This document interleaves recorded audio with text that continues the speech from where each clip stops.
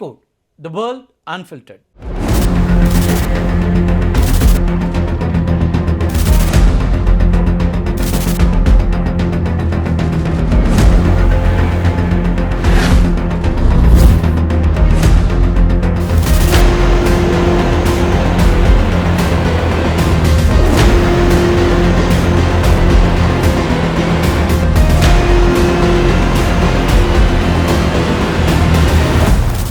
ஹார்மோஸ் நீரிணை மற்றும் செறிவூட்டப்பட்ட யுரேனியம் குறித்து அமெரிக்க அதிபர் டொனால்ட் ட்ரம்ப் ஒரு மணி நேரத்தில் 7 பொய்களை கூறியதா ஈரான் கடுமையாக குற்றம் சாட்டுது. இதுக்கு பதிலடியாக ஹார்மோஸ் நீரிணை முழுவதும் மூடப்படுவதாக திடீர்னு அறிவிச்சிருக்கு ஈரான். இந்த அறிவிப்புங்கிறது கொஞ்சம் கவலை தரக்கூடியதாகத்தான் மாறியிருக்கு. வணிக கப்பல்களுக்காக நீரிணை திறக்கப்படுகிறது அப்படின்னு நேற்று அறிவித்த ஈரான் அடுத்த சில மணி நேரங்களிலேயே தன்னுடைய முடிவை மாற்றி கொண்டிருக்கிறது.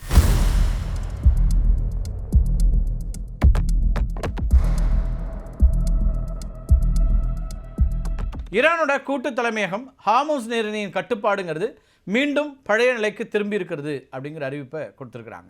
அமெரிக்கா தன்னுடைய வாக்குறுதிகளை மீறிவிட்டதுனால இந்த நடவடிக்கை எடுத்திருக்கிறோம் அப்படிங்கிறது தான் ஈரானுடைய குற்றச்சாட்டு. போர் நிறுத்த ஒப்பந்தத்தின்படி நீரிணையை ஈரான் திறந்துச்சுன்னா அமெரிக்கா ஈரானிய துறைமுகங்கள் மீதான கடல் வழி முற்றுகையை நீக்க வேண்டும். பிளாக்கேட் அறிவிச்சிருந்தாங்க இல்லையா, அதை நீக்கணும். ஆனால் அதிபர் ட்ரம்ப் ஈரானோட ஒப்பந்தம் 100% முடிகிற வரைக்கும் எங்களுடைய முற்றுகை தொடரும் அப்படின்னு அறிவித்தார். ஈரானுடைய பந்தர் அப்பாஸ், சபஹர், அதேபோல் புஷேர், பண்டார் இமாம் கமேனி இந்த துறைமுகங்களெல்லாம் அமெரிக்கா முற்றுகையிட்டிருக்குது. 11 டெஸ்ட்ராயர்ஸ், ஒரு விமானம் தாங்கி போர்க்கப்பல் அப்படின்னு ஈரான் துறைமுகங்களை முற்றுகையிடக்கூடிய பணியில் அமெரிக்கா ஈடுபட்டிருக்கு. 10,000 அமெரிக்க இராணுவ வீரர்கள் இந்த முற்றுகை பணியில் 24 மணி நேரமும் ஈடுபடுத்தப்பட்டிருக்காங்க. ஈரான்கிட்ட இருந்து ஏவுகணை தாக்குதல் வந்ததுன்னா அதனை முறியடிக்கிறதுக்கு ஏஜிஸ் வான் பாதுகாப்பு அமைப்புகள் தயார் நிலையில் வைக்கப்பட்டிருக்கின்றன.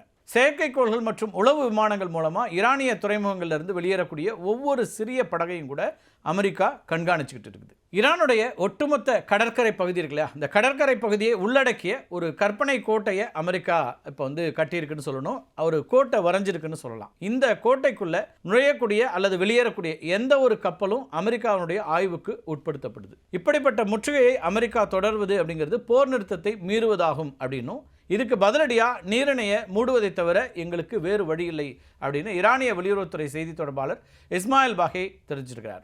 ஈரான் நாடாளுமன்ற சபாநாயகர் காலிஃபா தன்னுடைய எக்ஸ் தளத்தில் முற்றுகை நீடிச்சது அப்படின்னா ஹார்மோஸ் நீரிணை திறந்திருக்காது, இனி இந்த வழியாக செல்லக்கூடிய ஒவ்வொரு கப்பலுக்கும் ஈரானுடைய நேரடியான அனுமதி தேவை அப்படின்னு பதிவிட்டிருக்கிறார். ஹார்மோஸ் திறந்து விட்டது அப்படிங்கிற தகவலால் இன்று காலையில் $80 கீழே சரிந்த கச்சா எண்ணெய் விலை இருக்கு இல்லையா, அது நீரிணை மீண்டும் மூடப்பட்டு விட்ட அறிவிப்பு வந்த உடனே உயரத் தொடங்கியிருக்குது. நீரிணை வழியாக செல்ல தயாராக இருந்த இந்திய மற்றும் கிரேக்க நாட்டு கப்பல்கள், எண்ணெய் கப்பல்கள் பாதுகாப்பு அச்சுறுத்தல் காரணமாக தங்களுடைய பயணத்தை ரத்து செய்துவிட்டு திரும்ப தொடங்கியிருக்கின்றன. ஐநா பொதுச் செயலாளர் ஆண்டனியோ குட்டரஸ் இந்த திறப்பு மற்றும் மூடல் குழப்பம் உலக எரிசக்தி சந்தையை நிலைகுலைய செய்யும் அப்படின்னு ஒரு எச்சரிக்கையை கொடுத்திருக்கிறார். ஈரானுடைய அறிவிப்பை தொடர்ந்து அமெரிக்க கடற்படையினுடைய கைடட் மிசைல் டெஸ்ட்ராயர்ஸ் ரோந்து பணியை இன்னும் தீவிரப்படுத்தியிருக்கிறாங்க. ஹார்மோஸ் நீரிணையில் நிலவக்கூடிய குழப்பமான சூழலை தொடர்ந்து பிரிட்டிஷ் வெளியுறவு செயலாளர் எவெட் கூப்பர் அவர் என்ன பண்ணார்னா சர்வதேச சமூகத்தின் சார்பாக ஒரு முக்கியமான வேண்டுகோளை வைக்கிறார். டர்க்கியோடைய அண்டாலியா அப்படிங்கிற ஒரு பகுதி, அந்த இடத்துல நடைபெறக்கூடிய மாநாட்டில் பேசிய எவெட் கூப்பர் என்ன சொல்றாருன்னா, ஹார்மோஸ் நீரிணையை நிபந்தனையின்றி முழுமையாக திறக்கிறதுக்கு ஈரானை வலியுறுத்துகிறார். ஹார்மோஸ் நீரிணை மூடப்பட்டிருப்பதுங்கிறது உலக நாடுகளுடைய பொருளாதாரத்தை சிறைபிடிப்பதற்கு சமம் அப்படின்னு சொல்றாரு. தற்போது நிலவக்கூடிய தற்காலிக போர் நிறுத்தத்தை நிரந்தர அமைதி உடன்படிக்கையாக மாற்ற வேண்டும் அப்படின்னும், கடல் போக்குவரத்தை இயல்பு நிலைக்கு கொண்டு வருவதுங்கிறது உலகளாவிய முன்னுரிமையாக இருக்க வேண்டும் அப்படிங்கிறதும் கூப்பருடைய ஸ்டேட்மெண்ட். இப்போ ஹார்மோஸ் நீரிணை பிரச்சனையை தீர்க்கிறதுக்கு பிரிட்டன் மற்றும் பிரான்ஸ் நாடுகள் இணைந்து நீரிணையில் கப்பல் சுதந்திரத்தை உறுதி செய்ய சர்வதேச கூட்டணி ஒன்றை உருவாக்க திட்டமிட்டிருக்கிறாங்க. சுமார் 50 நாடுகள் பிரிட்டன் மற்றும் பிரான்ஸோட இணைய வாய்ப்பு இருப்பதாக சொல்லப்படுது. இதில் 12க்கும் மேற்பட்ட நாடுகள் நீரிணையில் ஈரான் தூவியிருக்கக்கூடிய கடல் கன்னிவெடிகளை அகற்றுவதற்கும் வர்த்தக கப்பல்களுக்கு பாதுகாப்பு கொடுக்கறதுக்கும் தயாராக இருப்பதாக சொல்லப்பட்டிருக்கு. போர் தொடங்கிய பிப்ரவரி 28, உங்களுக்கு நினைவு இருக்கும், பிப்ரவரி 28 தான் இந்த மோதல் அப்படிங்கிறது தொடங்குது. இஸ்ரேலும் அமெரிக்காவும் சேர்ந்து ஈரான் மேலே போர் தொடுக்கிறாங்க. இந்த 28 முதல் இப்போது வரைக்கும் ஹார்மோஸ் நீரிணையை கடக்கிறதுக்கு 2000 கப்பல்கள் காத்திருக்கின்றன.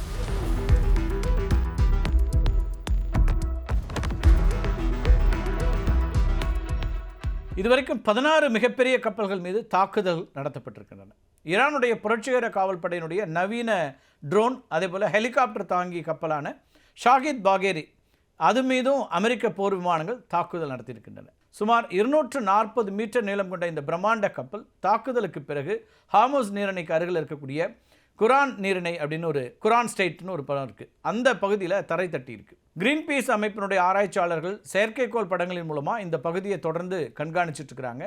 தாக்கப்பட்ட ஷாகித் பகேரி கப்பலில் இருந்து தற்போது கச்சா எண்ணெய் கசிவு ஏற்பட்டிருக்கிறதையும் அவங்க கண்டறிஞ்சிருக்கிறாங்க. இந்த எண்ணெய் கசிவு மெதுவாக நகர்ந்து ஈரானுடைய மிகப்பெரிய சதுப்பு நில காடாக இருக்கக்கூடிய ஹாரா மேங்க்ரோவ் ஃபாரஸ்ட்டை நோக்கி செல்வதாக அவங்க எச்சரிக்கை விடுத்திருக்கிறாங்க. இந்த ஃபாரஸ்ட் ஏரியாங்கிறது அரிய வகை பறவைகள் மற்றும் ஆமைகளுடைய வாழ்விடமாக இருக்குது.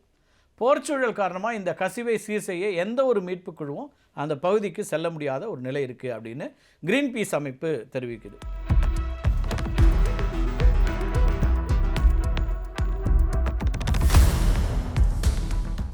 மனித உயிர்களை காவு வாங்கக்கூடிய இந்த போர் தற்போது கடலில் இருக்கக்கூடிய அரிய வகை உயிரினங்களையும் இயற்கை வளங்களையும் ஒரு பெரிய அழிவை நோக்கி தள்ளி கொண்டிருக்கின்றன அப்படிங்கிறது இன்னொரு கவலை தரக்கூடிய ஒரு அம்சம். மற்றொரு முக்கிய நிகழ்வாக ஈரான் அனைத்து நிபந்தனைகளுக்கும் ஒப்புக்கொண்டு விட்டது அப்படின்னு சொன்னதுக்கு நேர்மாறா IRGC ஊடகங்கள் செய்தி வெளியிட்டிருக்கின்றன. அடுத்த கட்ட பேச்சுவார்த்தைக்கு ஈரான் சம்மதம் தெரிவித்து விட்டது அப்படின்னு அமெரிக்காவுடைய கூற்றை IRGC ஊடகங்கள் அதிகாரப்பூர்வமாக மறுத்திருக்கிறாங்க. ஈரானுடைய வெளியுறவுத்துறை செய்தி தொடர்பாளர் இஸ்மாயில் வாகி, அமெரிக்கா தன்னுடைய வாக்குறுதிகளை மீறி மிரட்டல் விடுக்கும் வரைக்கும் எந்த விதமான பேச்சுவார்த்தையும் நடக்காது அப்படின்னு சொல்லியிருக்கிறார். ஈரானுடைய செறிவூட்டப்பட்ட யுரேனியத்தை அமெரிக்காவிடம் ஒப்படைக்க ஈரான் ஒப்புக்கொண்டதாகவும் ட்ரம்ப் சொல்லியிருந்தார் இல்லையா, அதை பற்றி நம்ம கடந்த காணொலிகளில் பேசியிருந்தோம். ஆனால் அதை மறுக்குது இப்போ ஐஆர்ஜிசியினுடைய ஊடகங்கள் என்ன சொல்கிறாங்கன்னா, இது அப்பட்டமான பொய், உண்மைக்கு மாறானது அப்படின்னு குற்றச்சாட்டு வைக்கிறாங்க.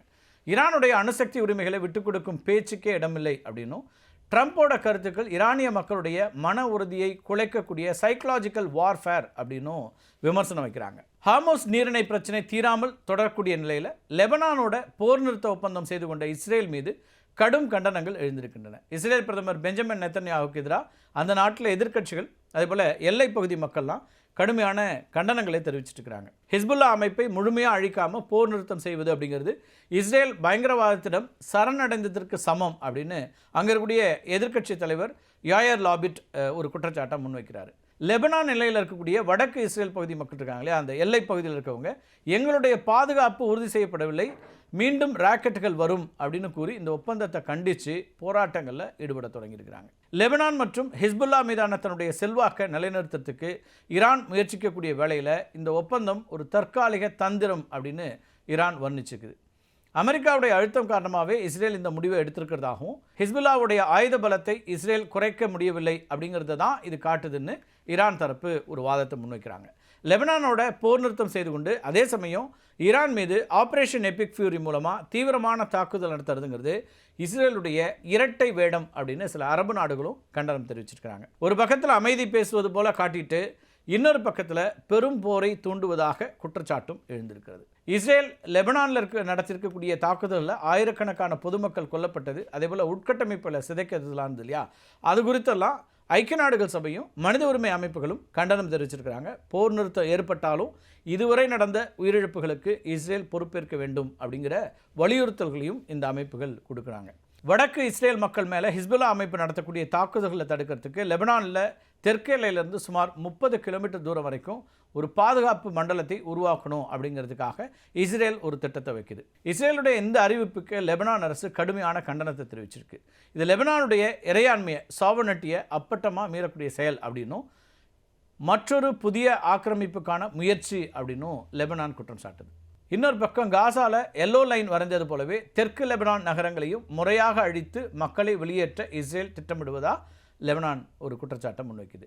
காசாவில் இஸ்ரேலிய ராணுவம் அறிவித்த எல்லோ லைன் உலக அளவில் மிக பெரும் சர்ச்சையை ஏற்படுத்திய ஒன்று. அதை பற்றி ரொம்ப சுருக்கமாக பார்க்கலாம். இந்த எல்லோ லைன் இருக்கு இல்லையா, இது காசா பகுதியை வடக்கு மற்றும் தெற்காக பிரிக்கக்கூடிய ஒரு தற்காலிக இராணுவ எல்லை. குறிப்பாக காசாவினுடைய வடக்கு பகுதியிலிருந்து வெளியேற்றப்பட்ட மக்கள் மீண்டும் தங்களுடைய வீடுகளுக்கு திரும்புறதை தடுக்கிறதுக்காக இஸ்ரேல் இந்த எல்லையை வகுத்துச்சு. வடக்கு காசாவில் ஹமாஸ் அமைப்பினர் மீண்டும் ஒன்று கூடுவதை தடுக்கிறதுக்காக இந்த எல்லோ லைன் அப்படிங்கிற ஒரு தடுப்பு அரணா செயல்பட்டுச்சு. இந்த பகுதியில் அதிநவீன கேமராக்கள், அதேபோல் பயோமெட்ரிக் சோதனை கருவிகள்லாம் பொருத்தப்பட்டிருக்கின்றன. தெற்கிலிருந்து வடக்கு நோக்கி செல்லக்கூடிய எவரையும் இந்த எல்லோ லைன் பகுதியில் தீவிர சோதனைக்கு உட்படுத்துவாங்க. வடக்கு காசால தங்கியிருக்கக்கூடிய மக்களுக்கு உணவு மற்றும் மருத்துவ உதவிகள் கொண்டு செல்றத இந்த இராணுவ கட்டுப்பாடு ரொம்ப கடினமாக மாற்றுச்சு. காசாவுடைய நிலப்பரப்பை இஸ்ரேல் துண்டு துண்டாக பிரிக்கிறது எதிர்காலத்தில் ஒரு சுதந்திரமான பாலஸ்தீன நாடு அமையறத முடக்கும் செயல் அப்படின்னு அரபு நாடுகள் கண்டனம் தெரிவிச்சிருக்கிறாங்க. தற்போதைய நிலவரப்படி இந்த மஞ்சள் கோடு பகுதியில் இஸ்ரேலிய இராணுவம் தன்னுடைய ரோந்து பணிகளை தீவிரப்படுத்தியிருக்குது. குறிப்பாக ரமலான் மாதத்துக்கு பிறகு மக்கள் கூட்டம் கூட்டமாக வடக்கு நோக்கி செல்ல முயன்ற போது இந்த எல்லையில் பல மோதல்கள் வெடித்தன. இதே போன்றது ஒரு எல்லோ லைனை லெபனான்லையும் இஸ்ரேல் செயல்படுத்த திட்டமிடுவதா உலக நாடுகள் கண்டனம் தெரிவிச்சிருக்கிறாங்க. இஸ்ரேல் தன்னுடைய பாதுகாப்புக்காக இந்த மண்டலத்தை அமைப்பதா சொன்னாலும் இது ஒரு நிரந்தர ஆக்கிரமிப்பாக மாறிவிடுமோ அப்படிங்கிற அச்சம் தான் சர்வதேச சமூகத்திட்ட இருக்குது. இது மத்திய கிழக்கில் ஒரு நீண்டகால போருக்கு வழிவகுக்கும் அப்படிங்கிறது தான் அரசியல் ஆய்வாளர்களுடைய எச்சரிக்கையாகவும் இருக்கிறது. மீண்டும் ஒரு காணொலியை சந்திக்கலாம் நண்பர்களே. நன்றி, வணக்கம்.